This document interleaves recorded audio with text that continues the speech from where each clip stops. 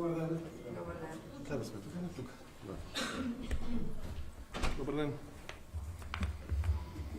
Почитувани представници на медиумите, добре дојдовте на денешната пресконференција посветена на инфраструктурата и инвестициите во комуналната инфраструктура. Денеска со нас е председателот на владата Зоран Заев и министерот за транспорт и врски Горан Сугаревски. Премиере, повелете. Благодарам, почитувани представници на медиумите, почитувани граѓани. Пред непол месец, исто така заедно со министерот за транспорт и врски, ја најавивме пролетната градежна офензива во Република Македонија на патна инфраструктура во нашата земја. Стартувавме проекти за изградба и реконструкција на мрежа од 800 километри автопатни решенија, експресни патишта и регионални патишта во вредност од 270 милиони евра. Работите на терен веќе се во полнек, а ние денеска најавуваме нов бран од оваа пролетна офанзива. Најавувавме почеток и влегувавме во завршница на 31 проект за водоводи, канализации и прочистителни станици во исто толку општини или населени места во Република Македонија. Проектите се во вкупна вредност од близу 17 милиони евра. Дел од финансите се од буџетот, значи од граѓаните на Република Македонија за своите сограѓани во овие општини, а дел се од Европската инвестициона банка. Проектите ги реализираме во тесна соработка со единиците на локална самоуправа и со тоа влегуваме во остварувањето на стратешката цел да не остане општина без пристап на чиста, здрава и квалитетна вода за своите граѓани. Истовремено, ќе реализираме поголем број проекти за канализациони и одводни системи, како и за изградба на најсовремени прочистителни станици. Ниту една општина во нашата земја нема да биде запоставена. Владата ќе работи на рамномерен развој и распределба на средствата во руралните средини и ќе овозможи подобрување на животот и здравјето на граѓаните со изградба на планираните канализациони и водоводни системи. Паралелно со тоа, на крај се и разговорите за финансирањето на проектите од ТАФ, 35 милиони вкупно, кои што се обезбедуваат, и дополнителни средства од 25 милиони евра од заштети од државни институции, кои што во периодот назад ги направивме, а ќе бидат алоцирани за изградба на водоводи, канализациони мрежи и рековме дел за детски градинки, училишта, кои што сите заедно се вкупно околу 60 милиони евра.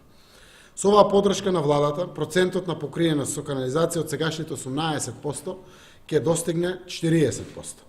Нашата цел до крајот на мандатот е да им помогнеме на локалните заедници овој процент на покриеност со канализациона мрежа да биде максимален. Во рамките на овие активности, владата ќе обезбеди буџетска подршка со која до крај на мандатот ќе бидат заменети сите водоводни азбестни цементни цевки и сите азбестни цементни покривни површини на јавните институции во надлежност на локалната самоуправа.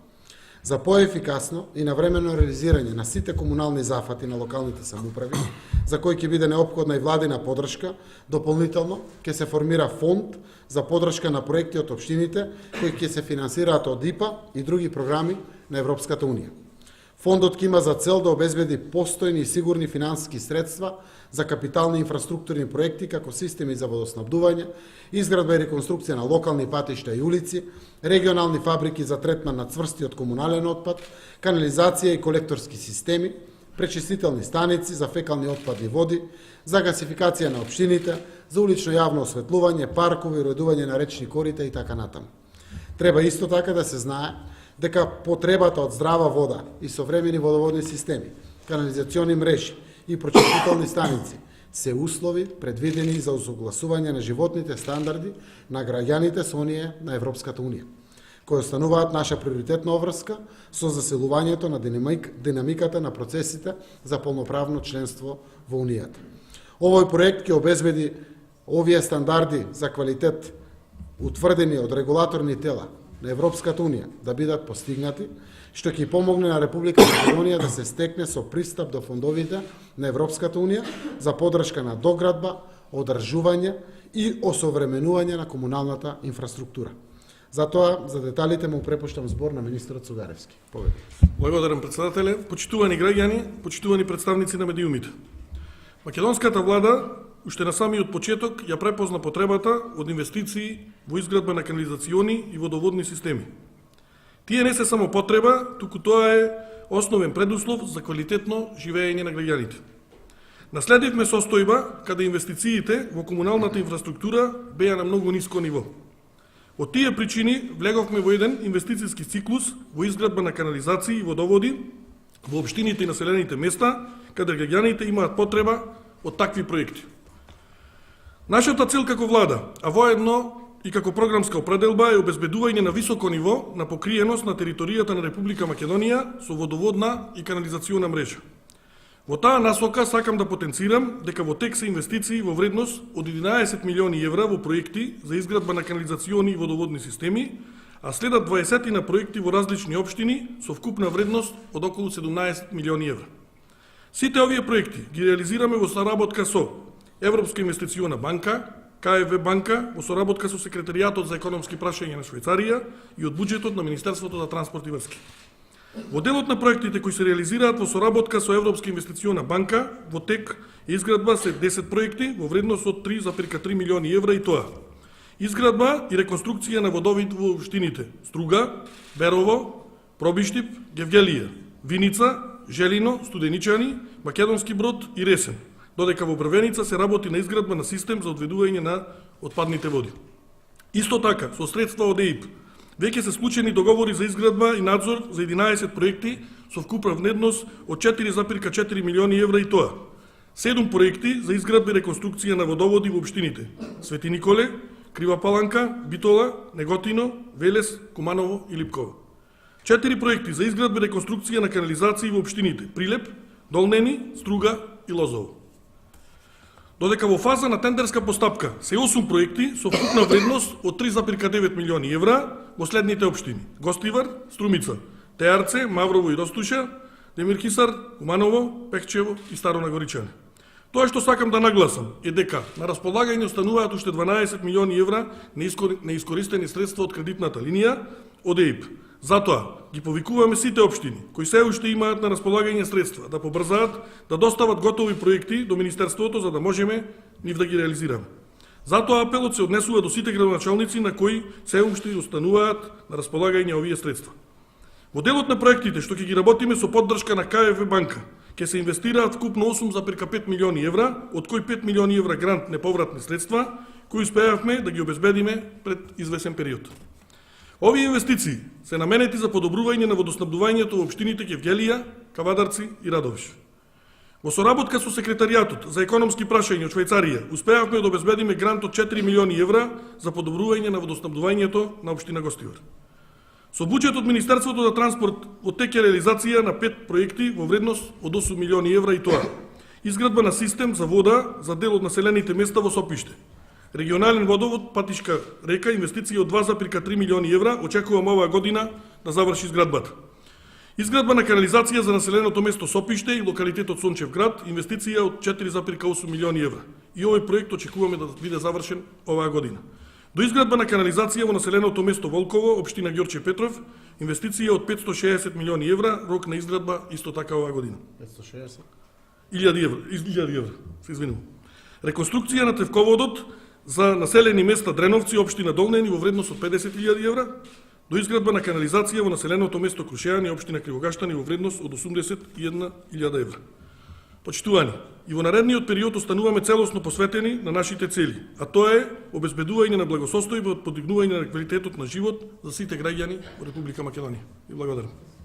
Благодарам премиере, благодарам министри, одиме со новинарски прашања и одговори. Ќе ве замолам на почетокот да исцрпиме темата. Повелете.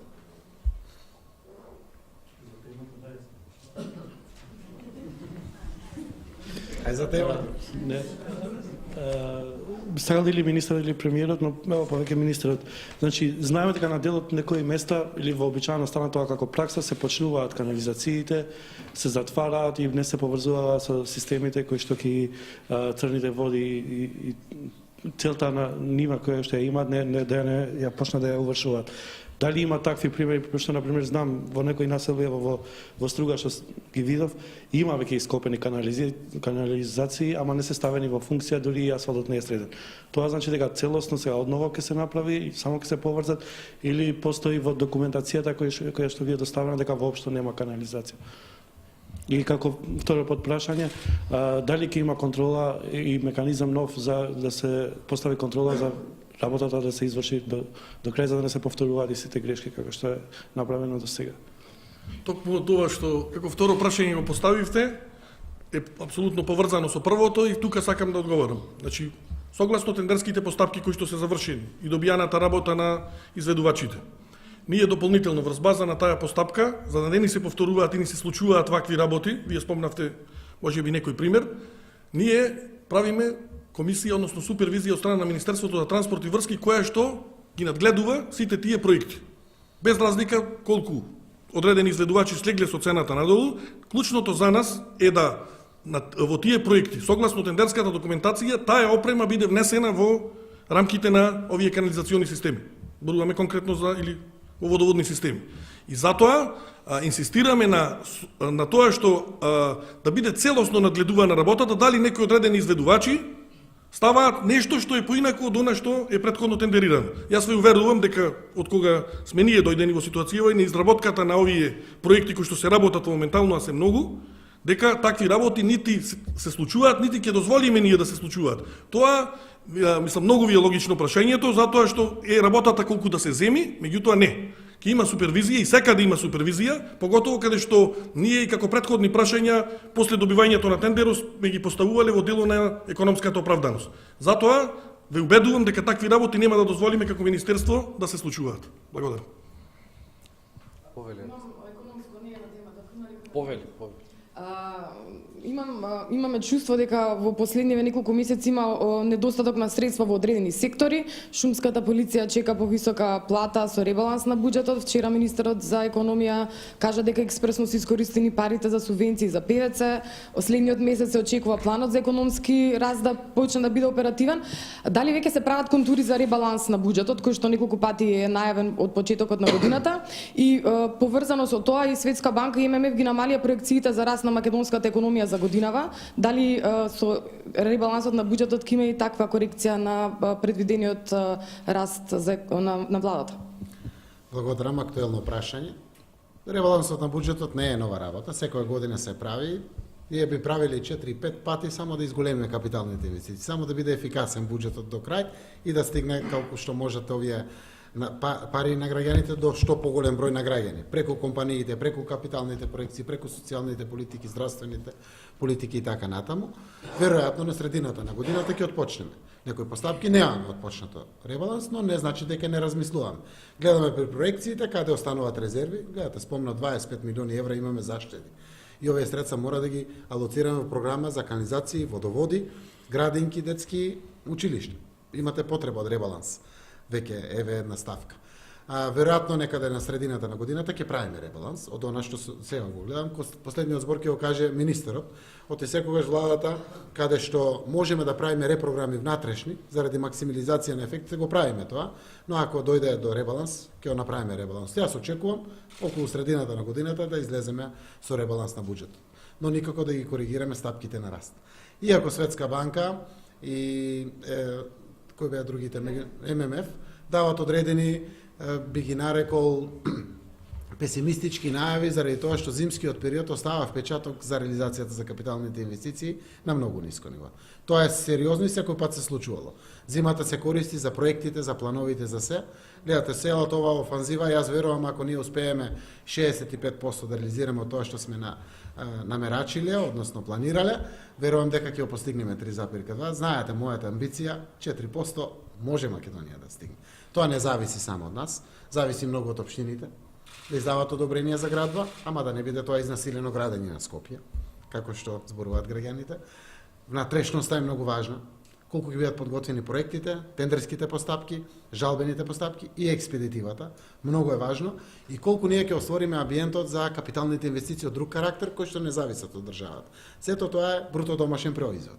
Затоа сум многу среќен што министерот идната седмица ќе одлучи второстепено за одредена правно прашање на Скопски саем, за да може точно на 31 да почнат градба. 200 милиони евра проект. Веќе дадоа одобрение за градба, градот Скопје, за Лимакс. Меѓу 150 и 200 милиони евра е проекцијата.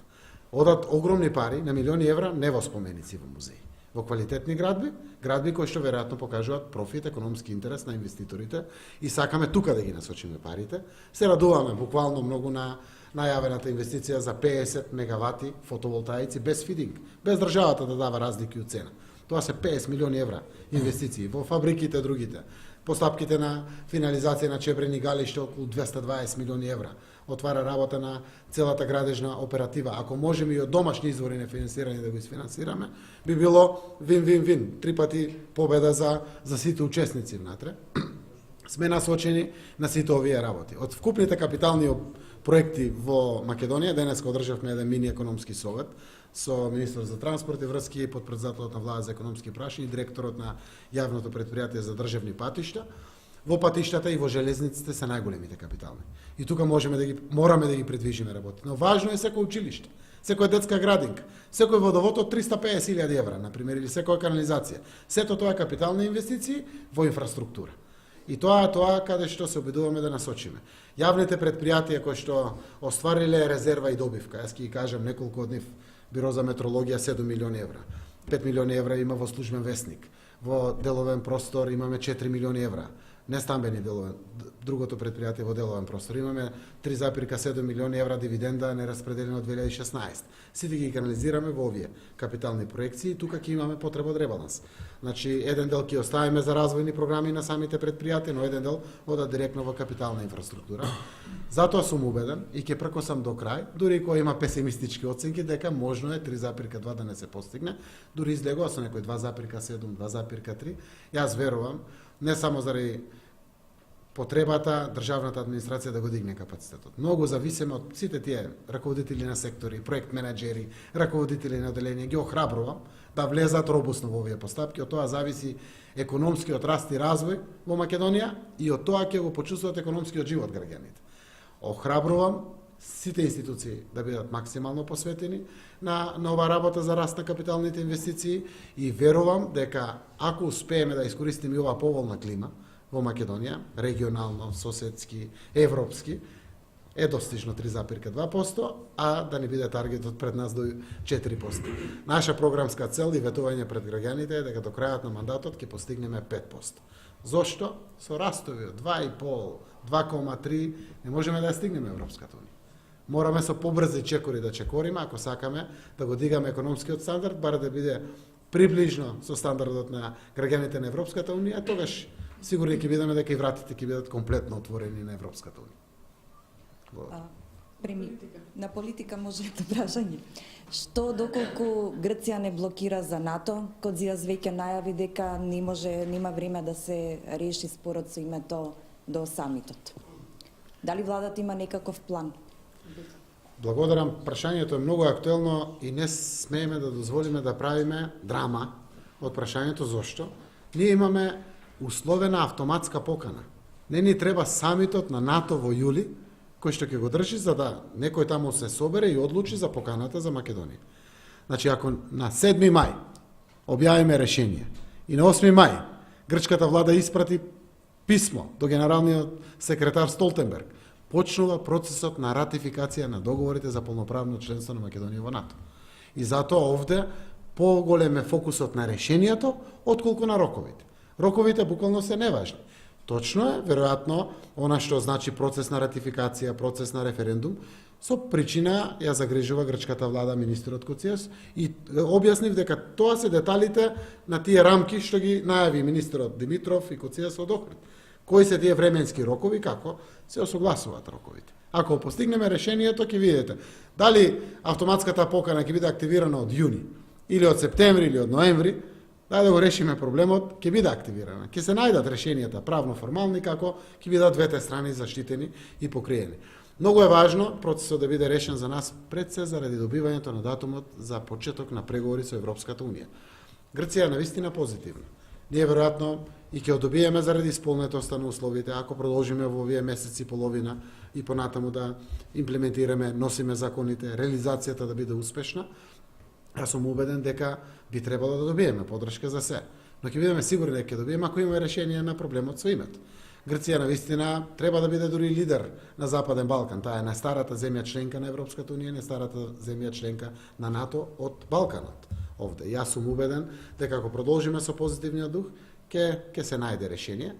Тоа што треба да го знаете сите и вие новинарите кои што го следите прашањето и граѓаните, Македонија има само еден колосек, едно насочна улица, а тоа е градење на пријателство.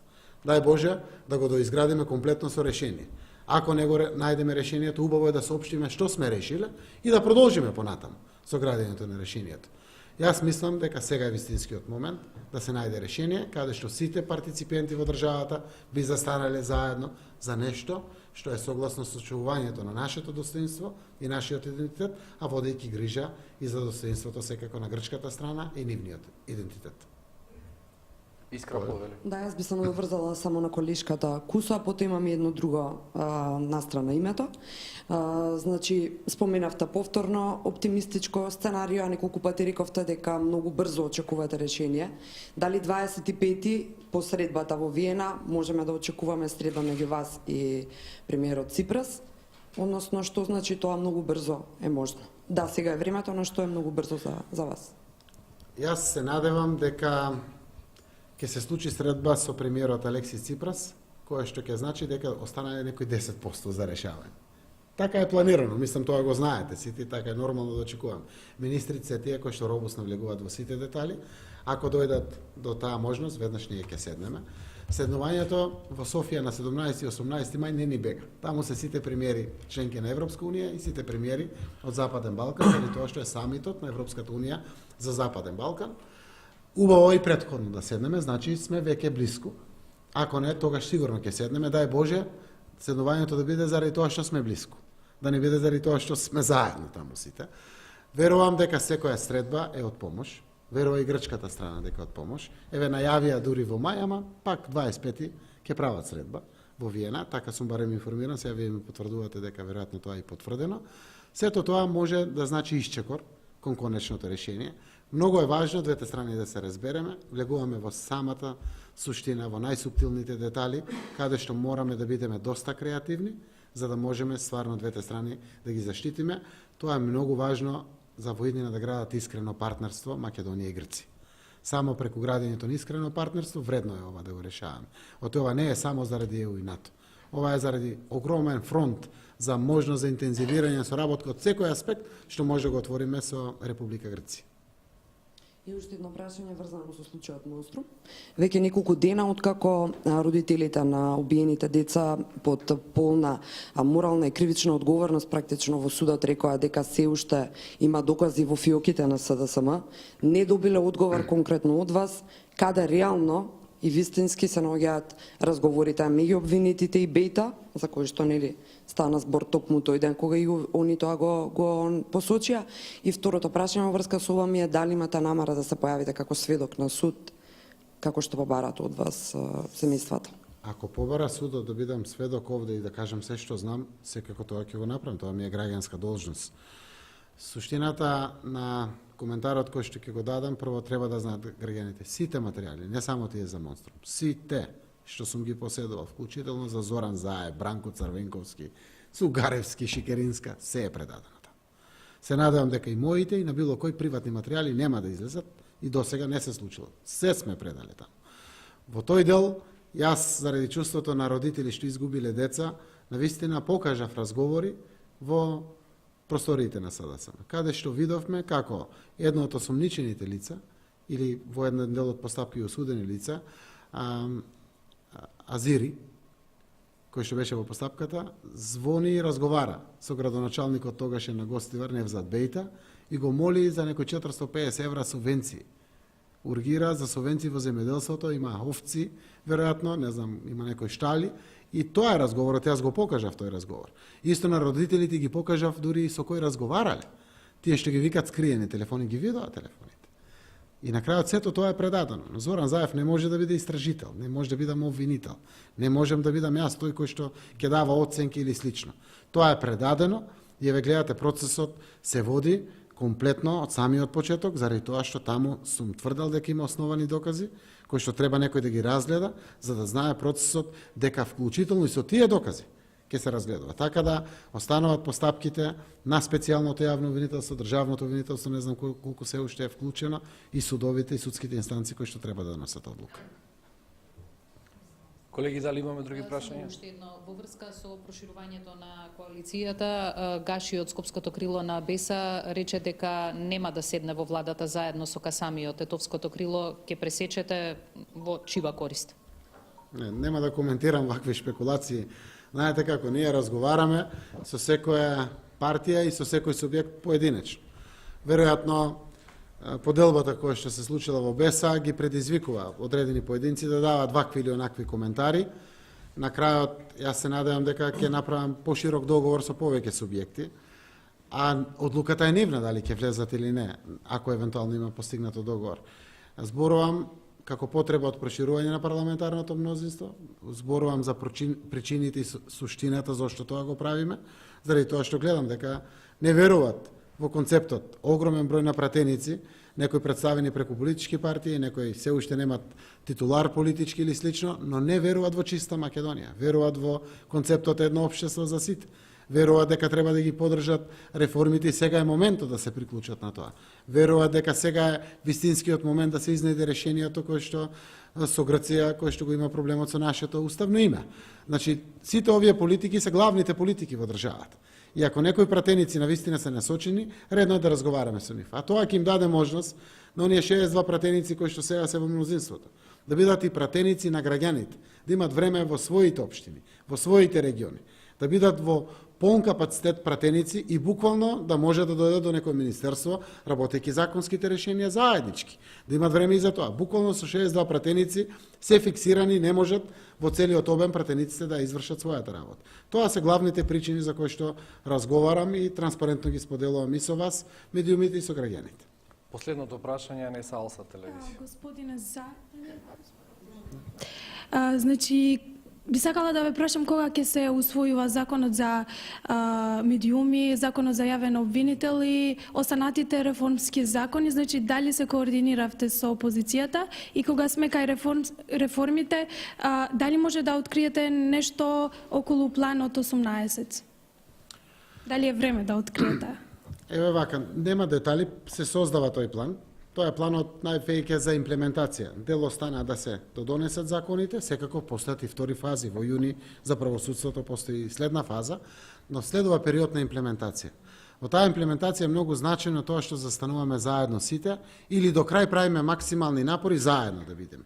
Оти тоа е најсериозната гаранција дека имплементацијата ќе во суштина ќе го даде својот резултат. Законските решенија и до сега во некои области биле одлични, но имплементацијата била катастрофална. Затоа е вредно, заедно со опозицијата и со сите други политички чинители, да градиме решенија, гледате и помага Советот за имплементација на стратегијата во правосудството, експерти се вклучени по различни нивоа, тоа е гаранцијата за успешноста која што треба на крајот граѓаните да ја почувстват и да кажат да, сега чувствуваме, се променија работите. Тоа е конечната цел која што очекуваме. А во делот на она што значи недонесени законски решенија, еден дел е за медиумите. Веројатно се уште треба да се искристализират одредени детали. За нас е многу важно медиумската фела, каков коментар дава на предлог законското решение кое што е во парламентот. Тоа е првиот приоритет, затоа што законот треба најповеќе да им служи на медиумските работници и на медиумите. Вториот дел, важно ни е опозицијата да има согласен или поприлично унисон став, заради тоа што и тоа е гаранција за успешна имплементација на тој закон. Знам дека голем дел од работите во правосудството, кои што се и со просто мнозинство со 2/3 се веќе завршени. Веројатно на наредните седници, на 2, 3, 4, не знам кога се закажени во парламентот наредните седници, би требало, јас очекувам, заедно да ги изгласаме, заради тоа што поминавме макотрпно часови преку работните групи за изнаоѓање на овие решенија. Јас, знаете дека дадов пофални зборови за учеството на опозицијата, го направив тоа заради тоа што е заслужно и меѓу другото заради тоа што очекувам за националните интереси да градиме заедничка стратегија, а да се биеме и критикуваме таму каде што тоа е заслужено или да се надпреваруваме со економски проекти кои што се многу важни за граѓаните. Ви благодарам на сите, премиера, министра. Благодарам.